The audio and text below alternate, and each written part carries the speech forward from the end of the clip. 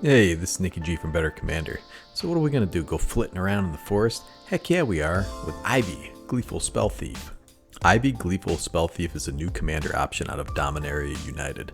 This dang creature is a really unique hybrid of an Aura Voltron commander and or Spellslinger commander. Ivy Gleeful Spellthief is green and a blue mana for a legendary creature, Faerie Rogue. It's a 2/1 with flying. Whenever a player casts a spell that targets only a single creature other than Ivy Gleeful Spellthief, you may copy that spell. The copy targets Ivy. So just keep in mind this is a May ability, so you don't have to copy your opponent's Chaos Warp to target Ivy or whatever. We should also know here that auras target on the stack. Bestow creatures cast for their bestow costs also target on the stack. Instant and sorceries target on the stack, and mutate targets on the stack, but more on that later. Let's concentrate on auras. The cool thing about auras is that you can get away with a very cheap commander deck. It's very cheap to build into. Ivy states a player, so you may get some incidental value from your opponent's spells, but you have to build your deck to take advantage of Ivy's ability. Alright, let's build it. Before we do, take a moment to smash the like button, stab the subscribe button, and hammer your fingers into bloody nubs, leaving sweet comments. Thanks for checking this video out, I genuinely appreciate it and I hope you all find it useful. A Voltron decks, as we call a deck that aims to get 21 commander combat damage, are fragile things. Are we going to try to buff up a 2/1 to 21?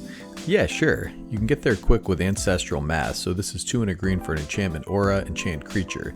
Enchanted creature gets +2/+2 for each other enchantment on the battlefield. This is the best card in the deck. On turn 4 you can easily have 3 auras that have been copied onto Ivy, so that's +12 damage for easy KOs. We also have Auramancer's Guise, 2 blue for an enchantment aura, enchant creature. Enchanted creature gets +2/+2 for each aura attached to it and it has Vigilance.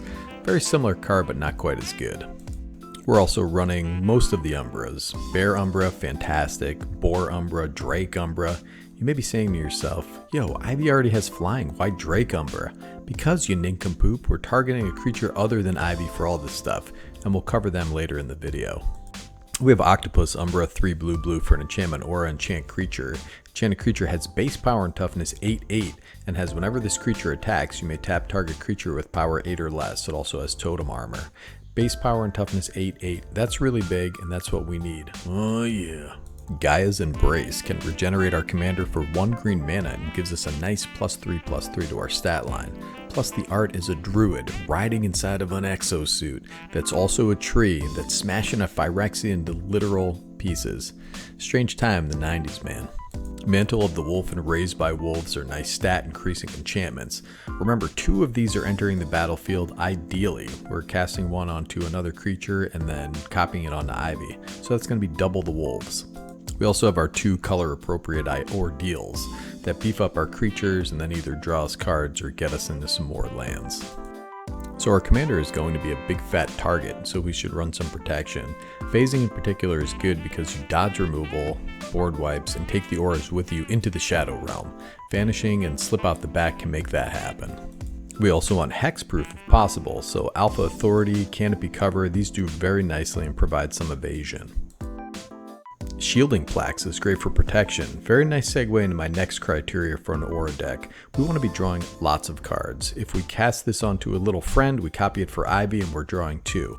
So one of the other big problems with an aura deck is getting 5 for 1. If you have a full grip of 1 and 2 cost cards, then this isn't really a huge problem. We want lots of auras that draw an ETB like Cartouche of Knowledge.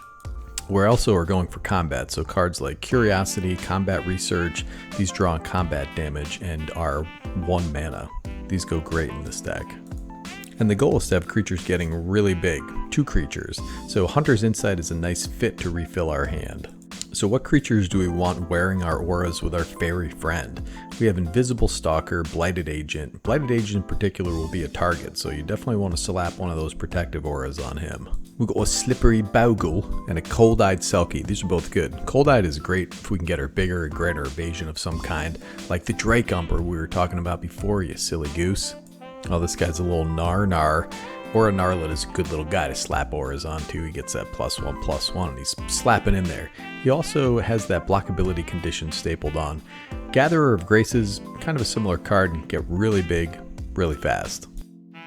Eidolon of Blossoms and Setessan Champion are great to wear auras because they draw cards on enchantment ETB not cast. So the copy will trigger card draw as well. Both of these things enter the battlefield.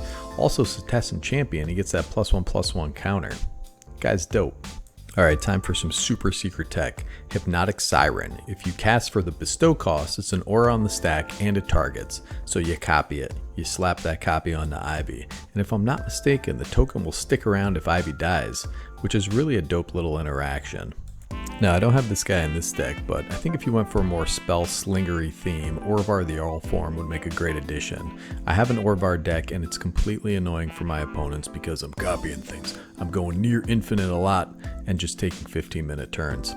Alright, another thing you can do now, this is very secret, it's on the down low.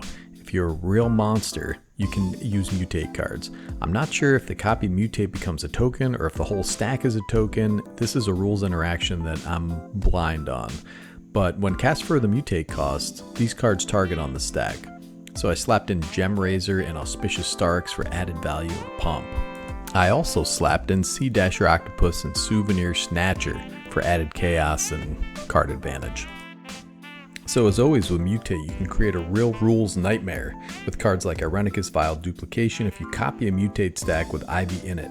Then you're getting multiple triggers and it becomes a mess. That's the win condition. Everyone at the table ruptures a brain aneurysm and you win. Alright, I didn't slot them into this deck, but there are several other Mutate creatures and other ways to create non-legendary creatures and creature tokens. Sakashima of 1,000 Faces, Spark Double, there's a few others. Then what you do is you target a giant Mutate stack with a kicked Rite of Replication, and everyone gets transported aboard the Hellbop Comet to face the Rapture. But that's not this deck because I want to remain on this plane of existence. So check out the deck list, it's fun, it's interesting if it's not a bit linear. I will say goldfishing it is really smooth. The top end is 5 CMC and it draws a ton of cards. By the time anyone would remove Ivy, she already has functional hexproof anyway. So how would you build it? Auras, mutate spells? Let me know in the comments. And don't do all that mutational stuff I said because the guy across the table may not be able to handle all that. He's fragile. This is Nikki G from Better Commander.